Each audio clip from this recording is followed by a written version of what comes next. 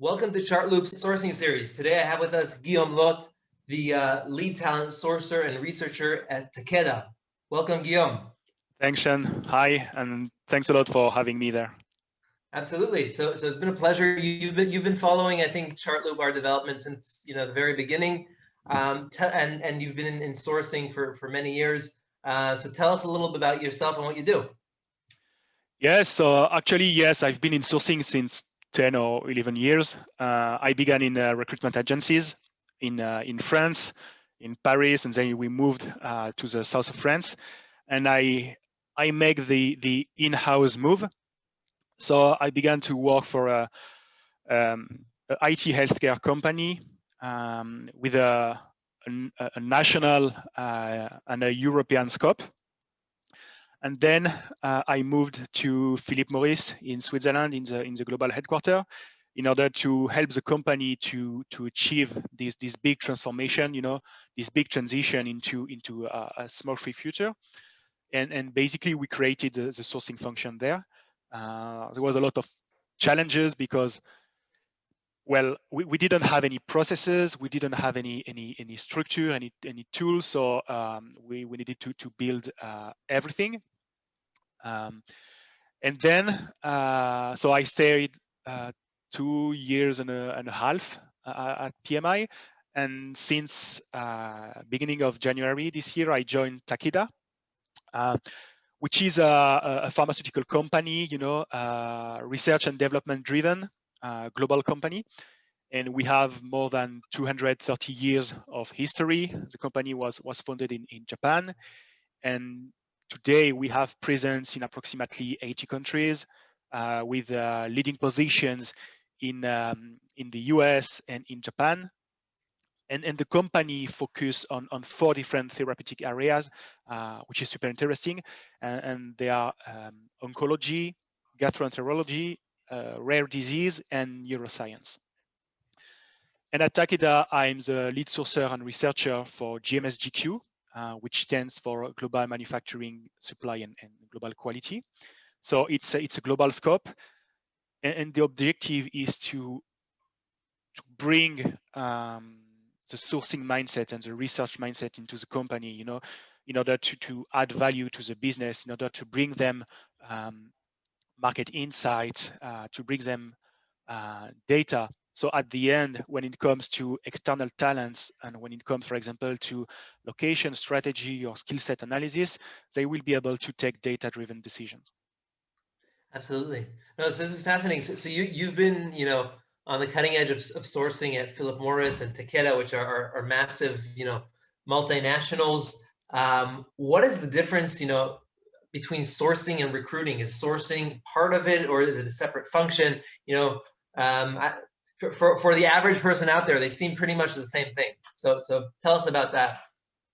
No, I totally agree. For a lot of people, sourcing is a part of recruiting, and actually, it's not 100% false. I mean, it's not 100% correct, but in my vision, a recruiter can be seen as a project manager or even a program manager, whereas the sourcer is more like a subject matter expert.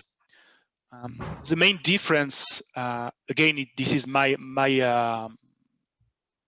perspective, my philosophy. Sure. The main difference between a sourcer and a recruiter is that a sourcer attracts and engage passive candidates, and recruiters, they manage the relationship and they manage the recruitment process. And unfortunately, the fact is that you need to do a lot of awareness, a lot of education, because in a lot of different companies, in a lot of different markets, sourcers are seen as junior recruiters or even temporary positions before moving into a recruiter position. So for some people, a sourcer is just a junior recruiter, and it's not that at all. I mean, a recruiter is a recruiter and a sourcer is a sourcer. It's different. And to be 100% honest with you, I also had this experience myself. So in one of my previous companies, I had a conversation with the head of talent acquisition. You know, it was a part of the annual, the yearly conversation regarding evolution and everything. And she suggested that a good step would be to move as a talent acquisition specialist or talent acquisition manager. You know, and I didn't want that. I mean, I'm not a talent acquisition specialist. I work with talent acquisition people. We are partners, but it's not who I am. And I think, I mean, if you talk to another sourcer, their definition of recruiting and sourcing may be different. I think a lot of people have a different definition of recruiting and sourcing. But I think here the most important part is to understand the difference of mindset between those two positions. You know, a sourcer can be seen as someone who will find, for example, data or information about people, and a recruiter will transform a candidate into an employee. And we always say that, for example, the role of a sourcer is to transform a profile into a candidate, and a recruiter a candidate into an employee. So it's kind of different, yeah.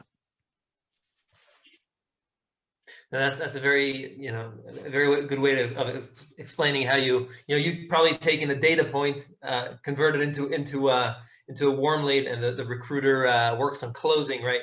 Yeah. Building a relationship, getting an offer, if it's the right, obviously, fit, and closing it. So, you know, a lot of people, the Chartloop community. So we have a lot of, I'd say, talent acquisition and people also doing specifically sourcing, because, you know, our tool really relates to this idea of research. And from my conversations with them, this topic of like, we are bringing research right into the organization. In the past, it was just like, you know, we had a massive recruitment and talent acquisition, but like, we want to know what's happening in the market, what's happening with our you know, competitors, where should be, you know, be looking 3 years ahead. Why is this research kind of motion, you know, in sourcing and in talent starting to be like the hottest topic that you know, companies like Amazon and Uber, everybody is currently talking about?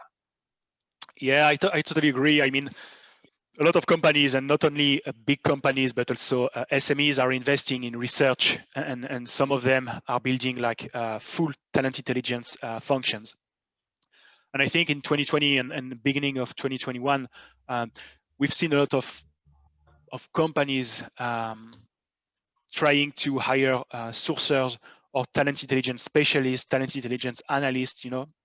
And I think it's happening because a lot of companies used to undervalue the concept of critical talent sourcing and also talent research. But as you know, we are in a candidate market, and the spray and pray or post and pray it's definitely over since many years actually. So if you want to have better candidate quality, if you want to improve your candidate experience, if you want to strengthen your employer brand, and also build an accurate and an efficient workforce planning strategy, you need to invest in the research side of talents.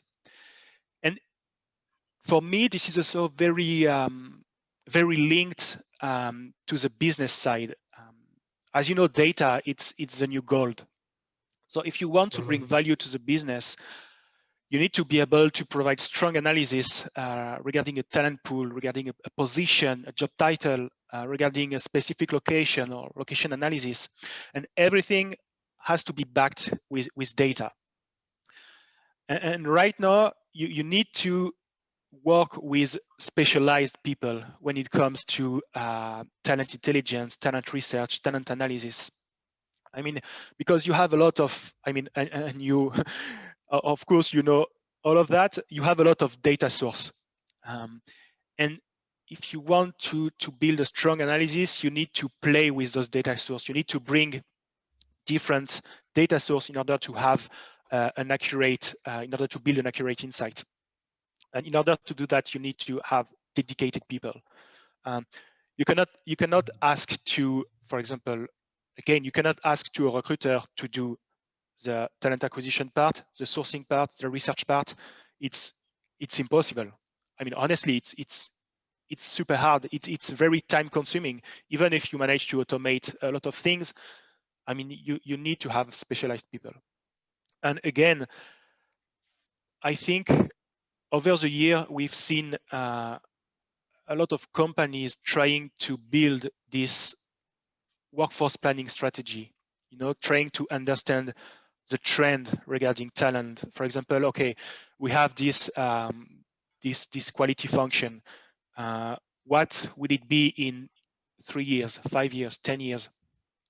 Can we identify a pattern regarding talent? Can we identify a trend?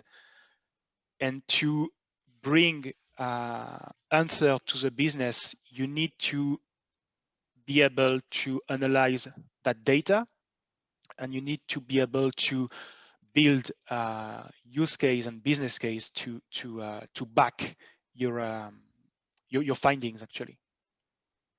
And I agree. I mean, for a lot of people, you know, talent intelligence or talent research, it's only for Google, for Amazon, for Uber, for Facebook. But actually, I think the first talent intelligence function I heard of, it was for Philips. You know, for me, they are the pioneer when it comes to talent intelligence. Yes, absolutely. I think it's who's the source there? Tobias, I forget his name. Yeah, Toby Kulshaw. He used to be at Philips, yeah, but Toby right now Kulshaw, he works for Amazon. Right, exactly. I guess we see who's really focused on high quality sourcing, right? Very cool. So tell me. I mean, we're also together in a bunch of these OSINT, you know, open source intelligence community. What is the link between OSINT and sourcing? Are they the same thing? Is it a different domain? Tell us a little bit about it. So this is a very interesting question. So initially, I think OSINT began with US military agencies. It was in the late 80s, and it was used by security professionals because thanks to OSINT, you can profile a potential victim to better understand its characteristics. You know, without actively engaging the target, an attacker can use the intelligence produced in order to build a model and to develop a plan of attack. So this was really military focused at the very beginning. But now, OSINT, which stands for Open Source Intelligence, it refers to any information that can be legally gathered from free public sources. And it could be about an individual, it could be about an organization. And if you go back to the definition of OSINT, you definitely use OSINT for sourcing. I mean, looking for social media profiles, analyzing those profiles, trying to collect data to build personas or insight for the business, or trying to find contact details or everything. I mean, it is OSINT. And now the difficult part is, I mean, is sourcing a part of OSINT, or is OSINT a part of sourcing? In sourcing and in research, we use OSINT techniques. I mean, I'm not an OSINT specialist. I love OSINT. I'm involved in the community and everything, but I'm not an OSINT specialist. It's not who I am. But as a sourcer, as a researcher, in my day-to-day, of course, I use OSINT techniques. I use OSINT frameworks in order to understand how can I target an organization and how can I target an individual. And I think, I mean, even with Chartloop, you definitely are an OSINT tool. I mean, you use open source data in order to build intelligence. So, I mean, it's also part of OSINT. Yeah, no, for sure. And nowadays, as you mentioned, you know, data is the new oil, and there's just, you know, if maybe 20 years ago only the military could gather data, now just, you know, I go to my whatever Twitter or Facebook, I have their, you know, thousands of names, and It's Exactly. very accessible. So this is really fascinating, and we'll talk a second about your methodology in a minute. But before that, like, what is beyond the application of talent acquisition for sourcing or OSINT? Does it also contribute, to the C-suite? Like, does the CEO want to know, okay, tell me what's happening in the market? Like, is it more competitive intelligence, like bigger picture? Do you do any of that work in your day to day? Yes, and this is more linked to the research part, and this is very linked to competition analysis and macro and micro analysis actually. So we use different tools, like for example, Talent Neuron. You have LinkedIn Talent Insight. You have Horsefly. You have a lot of different tools. Some of them are pretty expensive, but the goal is to build intelligence. For example, if you have a top executive, we ask you, okay, I want to. We are completely reshuffling the manufacturing process. We want to bring our manufacturing process to the next step. So now I want to know which companies are doing that. Which companies began this transformation like 5 years ago and are now very mature.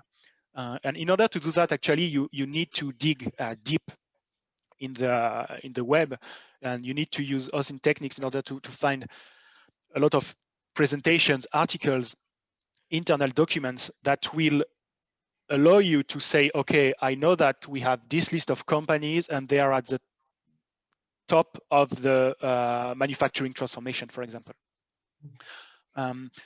So, and also, I would say that this part is before the sourcing part. Because for every sourcing work, for every sourcing task, you need to have a very good understanding of your market. You need a very good understanding of your industry. And to do that, you need a lot of research. You need a lot of reading. You need a lot of conversations with professionals. And as soon as you have that, as soon as you have this understanding, then you will be able to know where to search, and how to target individuals, how to target people, and at the end, how to build your outreach to attract them. Right. Fascinating. So let's talk a little bit about your actual, methodology. Like, so you mentioned, sourcing is finding a name and turning him into a candidate, right? That's the top of the funnel, kind of your domain. What actually goes in there? What are what are your kind of baseline tools? What do you do Monday morning when you get to the office? Yeah, so I would say that my sourcing motto is don't over-engineer. Because for a lot of positions, for a lot of roles, you can use pretty simple techniques instead of overcomplicating your task. So what I like to do, let's say that I need to work on a specific role. What I need, and everybody need that, it's an intake meeting with the hiring manager in order to understand the position, to understand the interaction, to understand, for example, it could be the career development, understand the different tools, the different skills that we are going to need for this position, and also to challenge the hiring manager, because sometimes, as you know, they want to hire the, let's say, the purple unicorn, how do we call that? Or the purple squirrel. But you need to challenge them. You need to really know what is a must-have and what is a nice-to-have. You need them to build their MVP, their minimum viable profile. So then you will be able to work with that. And for this intake meeting, you need to be prepared. You need to come with data. You need to come with insights. So before that, you need to do a lot of research regarding the function, regarding the position. For example, if the position is a replacement, you need to know who was at that role before, what background he has, she has, and then you can begin your work. And after the intake meeting, I think the most important is to know where to search. Of Right. course, in an ideal world, you begin with your ATS, because in your ATS, in your system, you have a lot of profiles, you have a lot of data. You can target silver medalists, you know. And I know that a lot of recruiters, a lot of sourcers, they don't start with their ATS, and it's a shame because it should be the first source. And then you can begin to target other channels, of course, like LinkedIn, but also like Twitter, meetups, conferences, everything. I mean, you just need to, as soon as you have this understanding of the position of the function, then you will be able to play with the keywords. You will be able to play with different queries, and you will be able to find relevant profiles. And for me, the most difficult part, it's not to find the profiles, because I mean, if you understand the challenges, you will be able to find the profiles. Then for me, the most challenging part, it's the outreach. Yeah. Because even if you have the best profile in the world, I mean, if he or she doesn't reply to you, then you're done. It's over. So you need to trigger that interest. You need to be able to attract those people. So you need to spend time on your outreach, and it could be on different channels. Of course, the first one, most of the time, it's the email, but then you can have a lot of other channels like text message, WhatsApp, Facebook, Twitter, and to do that, you need to have contact details. And in order to have contact details, you need to find them. You need to be able to apply an OSINT framework or OSINT techniques in order to find those contact details. So my methodology, I always try to apply, let's say, the KISS principle, you know, keep it simple and stupid, because it works all the time. And I think if you try to over-engineer or to overcomplicate your work, then you are going to waste a lot of time in useless techniques. So it's going to be fun because it's always interesting to explore new techniques, but I mean, you're going to waste a lot of time. And at the end, instead of having like a bunch of, I don't know, 20, 30, 40, 50 profiles, you will have like maybe 5 profiles that you spend hours sourcing on them. Right. And do you, so speaking about, the outreach piece, so once you build a list of 50 candidates, you don't just ship that list over to the recruiter. You do the outreach yourself. Like, is it like, hey, we're recruiting for, I don't know, a bioengineer role here in Geneva, whatever, like, let's talk, like, do you have certain technique? How do you get people to actually, engage with you? Yeah, so for me, in order to make people reply to you, because what you want, it's not, you want a reply, but your purpose, the outcome of your outreach shouldn't be 100% of the time interest in the position. Of course, it's the perfect reply. If someone replies to you, hey, of course I'm interested, let's talk. It's perfect. But I think the outreach is also super useful when it comes to candidate experience and also to employer branding. Because if the profile has a nice experience with you, they will remember you. And in order to trigger that, you need to be approachable, you need to be authentic. You need to be, this is my style. I like to be informal. I like to use a touch of humor in order to trigger their interest. And I like to play with different type of headlines. So it could be a joke, it could be something in a foreign language. And that's why the research part, again, is super important. Because, for example, let's say that I'm looking to contact a specific profile, and I do some research about him, about her, and then, for example, I see on Facebook or on a blog that this profile is super interested in, I don't know, in trail running, in running. So in my outreach, I will mention that, and this will create a friendly environment for the profile to reply to you. And also what is Right. important and what I like to play with, it's A/B testing. Sure. So basically you just take a pool of 10 profile on the left, 10 profile on the right, and you play with different messages. And then you collect the data in order to find what message worked the best, what is the response rate and everything. And also, Right. And yeah, no, please go on. And question for you. So let's say, you know, for an average role, I mean, let's say you're just recruiting a mid-level engineer. So how many profiles do you need to actually do? What's your funnel? Outreach to, and then how many of them respond? How many of them interview? And then how many accept an offer?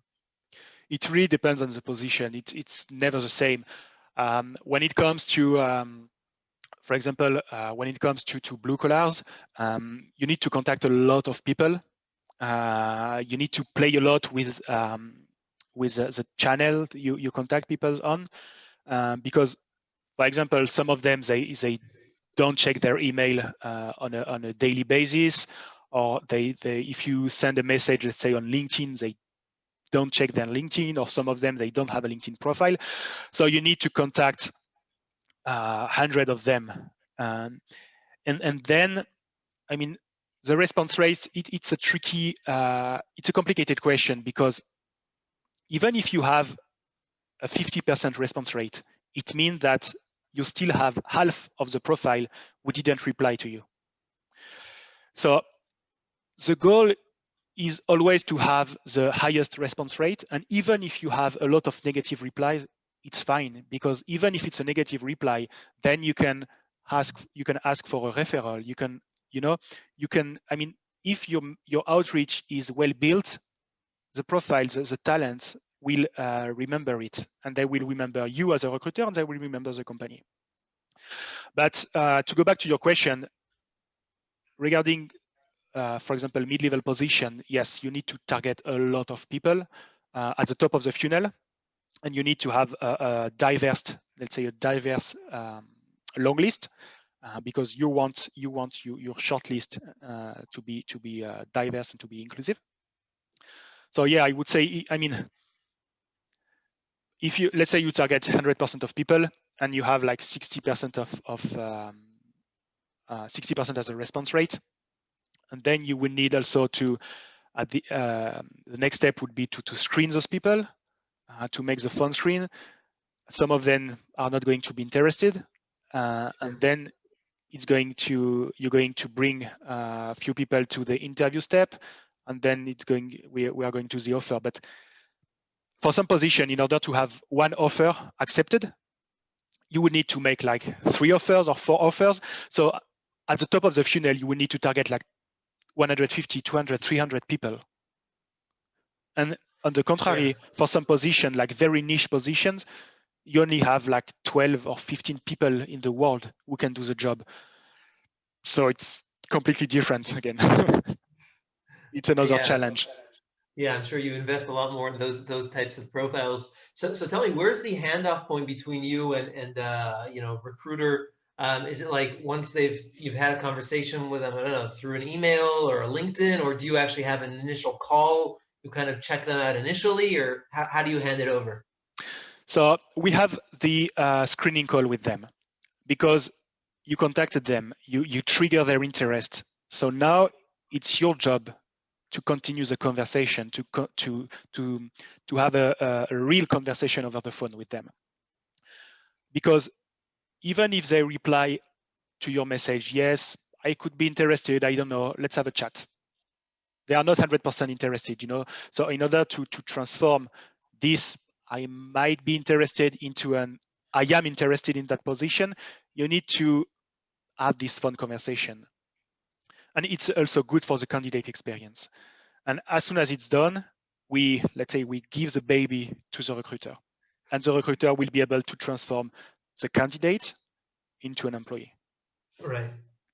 Right. Wow. Well, this is definitely fascinating on your process there, and now I definitely understand better the, you know, the sourcing function, and even before that, the research function. Maybe to wrap up, so since you're really like dialed into so many of these, you know, communities and tools, what are a couple OSINT communities that you would recommend for people to really check out to kind of learn the space a little more? Yeah. So for me, the best the best channel where you can find the OSINT community, obviously, it's on Twitter. You can follow especially folks like Jack Krebs, Technizet, and you have the Sector 035 newsletter, which is super useful. It's every week. And basically on Twitter, you just need to run a search with OSINT and you will find a lot of people talking about OSINT and also sharing best practices, sharing tools, ideas. And I think I really like the OSINT community because it's a lot about sharing. As soon as someone have a technique or have a new tool, they share it with the community and you have a lot of conversation around that. So it's really amazing. Of course, you have other type of communities, but I mean, the OSINT one is a super friendly one. And I mean, even when you have just a very basic question, don't be afraid to ask because people will be really happy to reply to you, to answer you. So yeah, the best way to learn more about OSINT is to go on Twitter, definitely. Awesome, and I'm going to post those couple of names and profiles for people to check out. So switching from OSINT to sourcing, like what are some, maybe a tool or two that you're really excited about? And we know you know without mentioning Chartloop. Yeah, so a tool that I like a lot is Follower Wonk for Twitter analysis. Because you can search for bios, you can search for location, you can build insights regarding tweet analysis. So it's a tweet sentiment analysis. So it's very useful because for a lot of communities, a lot of people are on Twitter. So as soon as you are able to find people on this specific social network, it's really good. And then the next one, so it's not a free one, it's a paid one. It's Talent Neuron from Gartner. And I like this tool because it's not only focused on micro analysis, it's also useful for macro analysis. And especially when you are involved in research, when you need to do some location analysis, location strategy, when you want to analyze the competition, or when you want to analyze some skill set for a given position, for example, it's very useful. You have a lot of data on it. Thanks to the tool, you are able to download, well-built report. And again, when you want to have conversation backed with data with your hiring manager, Talent Neuron is a great place to go. Fascinating. So I haven't used Talent Neuron myself. My question to you on the research side of things, and also like you mentioned at the beginning of our chat, do you think companies become too dependent on always like looking outside? Okay, what's my competition doing? What's happening? Instead of actually doing the work inside? Is there like a fine line there? Like I see behind you, there's this rope where people are sitting behind. It kind of reminds me of that. Yeah, I agree with you. I mean, for some companies, they used to focus only on the external world, But again, and as I said, the first source for candidates should be your ATS, because you have a gold mine. And also you need to find the right balance between going to the external market and exploring your internal market.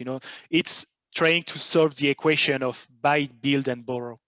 And it's a super hot topic, super complicated. For example, at Takeda, we have what we call the People Analytics Group. And actually, they provide a lot of work, they analyze a lot of data, especially when it comes to our internal people, our employees. So we managed to have a pretty good understanding of who we are, what we have on the inside, and when do we need to go to the external markets. Right. Fascinating, Guillaume. This was really fantastic. Last question: where can people find you and follow you? So they can follow me on Twitter with @sourcinglover. I also An easy have one? yeah, an easy one. I also have a GitHub profile, and of course they can connect with me on LinkedIn. I will be happy to engage with them. Fantastic. Well, Guillaume, you really taught us a lot about sourcing and research and talent intelligence. Thank you so much, and happy sourcing. Thanks a lot, Shen. Thanks a lot for having me.